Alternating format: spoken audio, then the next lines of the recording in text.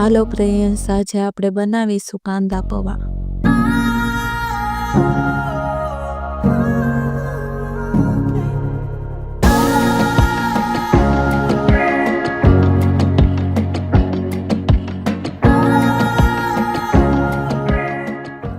તો ચાલો શરૂ કરીએ આજની રેસીપી.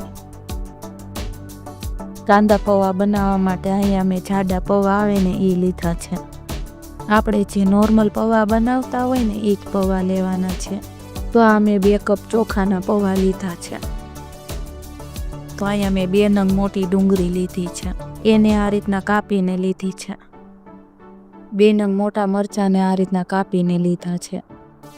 થોડાક આ મીઠા લીમડાના પાન લીધા છે. 1 લીંબુનો રસ લીધો છે.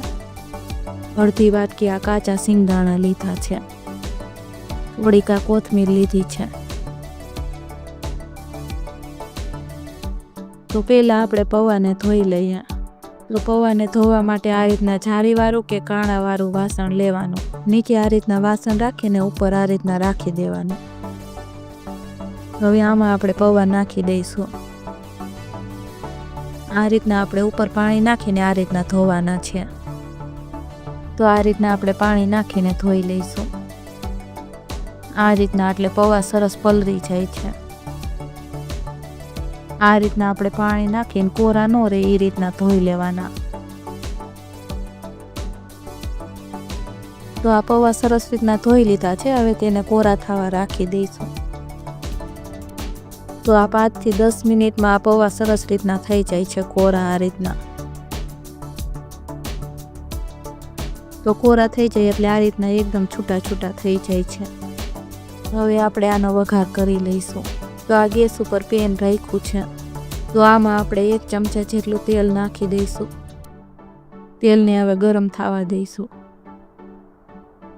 હવે આ તેલ ગરમ થઈ ગયું છે, તેમાં સિંગદાણા નાખીને તળી લઈએ.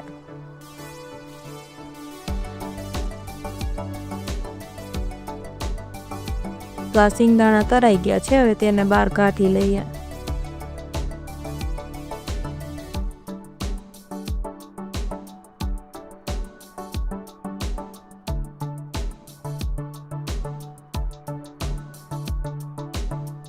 હવે તેમાં અડધી ચમચી રાઈ નાખશું.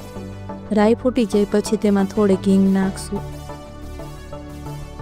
હવે તેમાં કાપેલી ડુંગળી નાખી દઈશું. પછી તેમાં કાપેલા લીલા મરચાં નાખી દઈશું. હવે આને થોડીક વાર આપણે ચડવા દઈશું.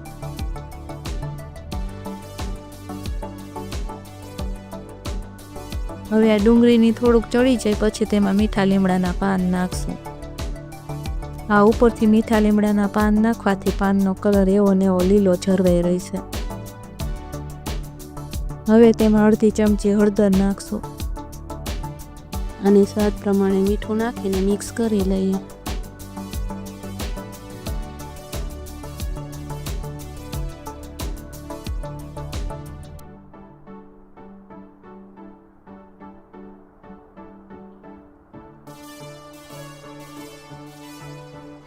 ગેસ આપણો ધીમો કરી નાખશું.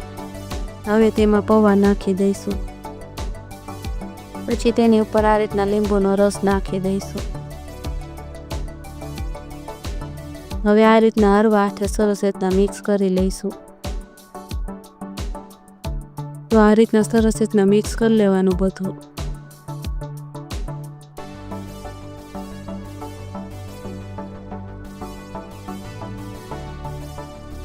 હવે તેમાં ઉપરથી કોથમીર નાખીને મિક્સ કરી લઈશું.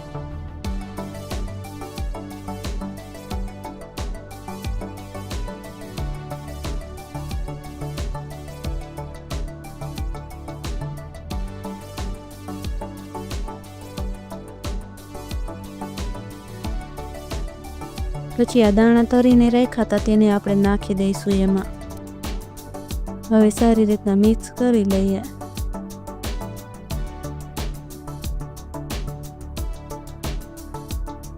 તો આ કાંદા પૌવા હવે બનીને તૈયાર થઈ ગયા છે. હવે તેને નીચે ઉતારી લઈશું. હવે આને આપણે સર્વ કરી લઈશું.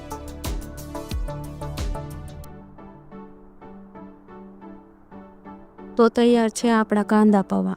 આ રેસીપી કેવી લાગી કમેન્ટ કરીને તમે જરૂર જણાવજો. જો રેસીપી સારી લાગી હોય તો વિડીયોને લાઈક કરજો અને વધારેમાં વધારે શેર કરજો અને ચેનલને સબસ્ક્રાઈબ કરીને બેલ આઇકનનું બટન દબાવી દેજો. ફરી મળીએ એક નવા વિડીયો સાથે. Thank you for watching.